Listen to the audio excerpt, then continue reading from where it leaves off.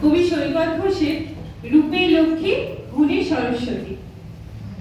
একটা অদ্ভুত প্রবাদ আছে, মেয়ে চাই রূপে লক্ষ্মী গুণে সরস্বতী। একটু সহজ করে বলি, সকাল সকাল চায়ের কাপ হাতে আজকের ম্যাট্রিমোনিয়ালে চোখ রাখুন। উচ্চ শিক্ষিত চাকুরিরত সুযোগ্য পাত্রের জন্য সব অসব ফর্সা সুন্দরী চাকুরিরতা পাত্রী অগ্রগণ্য। আপনি ছেলের বিয়ে দেবেন ভাবছেন? আচ্ছা, প্রথমেই কি দেখবেন?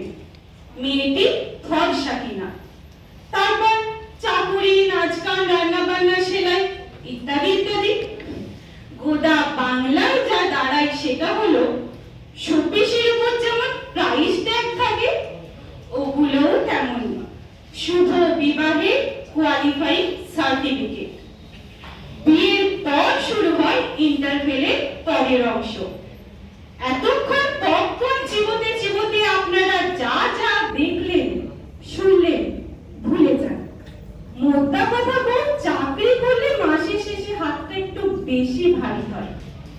আর ওসব নাচ গান ইত্যাদি ইত্যাদি সবই আস্তে আস্তে সেদ্ধ হতে থাকে রান্নাঘরের হাতা খুন্তি আর গ্যাস ওভেনের চিরাচরিত আগুনে।